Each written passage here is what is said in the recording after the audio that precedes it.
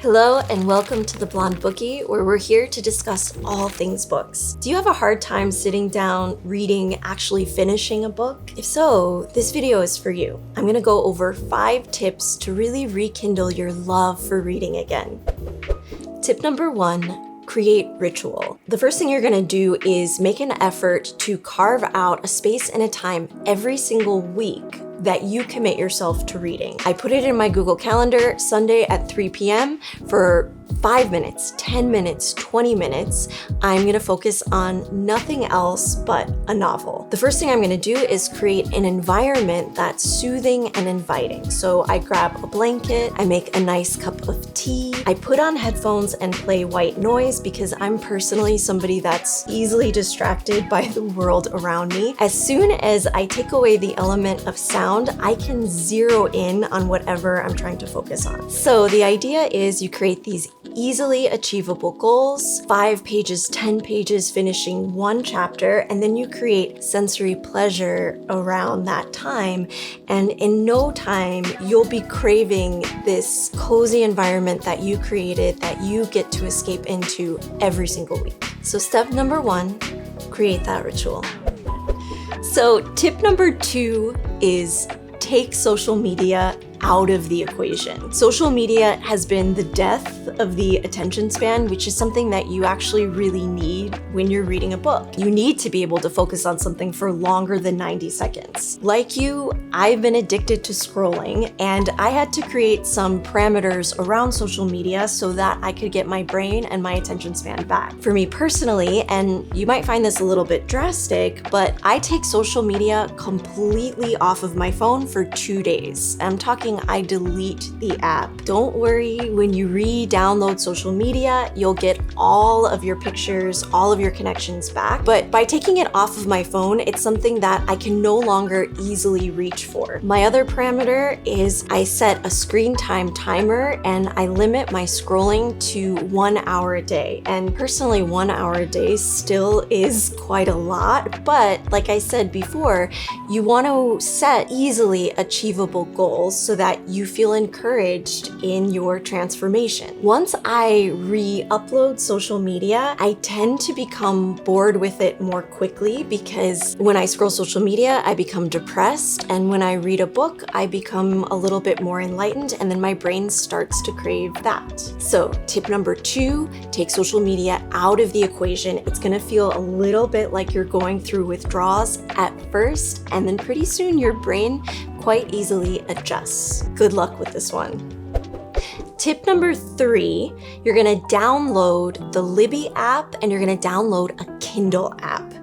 This tip is the way I got my husband back into reading again because it's so convenient, it's so easy. So you download the Libby app, you create a library card for yourself, a digital library card based on where you're located. Once you have that library card, not only do you have access to thousands of books, you also have access to your favorite magazines. So that if you have an iPad, for example, you can flip through a magazine of your choice digitally anytime, and this is all for free. They also have audiobooks so that you can listen to books while you're getting ready for free. They have regular novels, obviously. You can digitally download them on your Kindle app. You don't even have to buy a Kindle. You can if you want. I personally love my Kindle, but for a long time, I just had the Kindle app downloaded on my phone and I could read wherever I was, whenever I wanted. If I wasn't into the book, I could give it back to the library. This is the easiest way to get into reading. It's not gonna cost you a cent.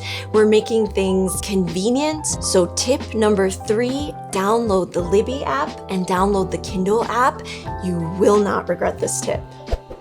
Tip number 4 is to pick books based on the genre of movies or TV shows that you generally reach for. So a good place to start is your Netflix account. Do you like watching romantic comedies? Are you into true crime? Is biography more of your thing? The books that you will love reading are generally going to be the movies that you love to watch. Right now, while you're getting back into reading, while you're forming habits once again, creating that sensory pleasure pleasure around the act of reading, now is not the time to challenge yourself. Now is not the time to get back into Homer's Odyssey. Now is the time to reach for that low-hanging fruit, that romantic comedy fruit, that true crime novel, just the juiciest, most fun thing that you can easily escape into for now without much work. So again, tip number 4, pick books based on movies and TV shows that you love. If you're not sure, go ahead, check out your streaming queue.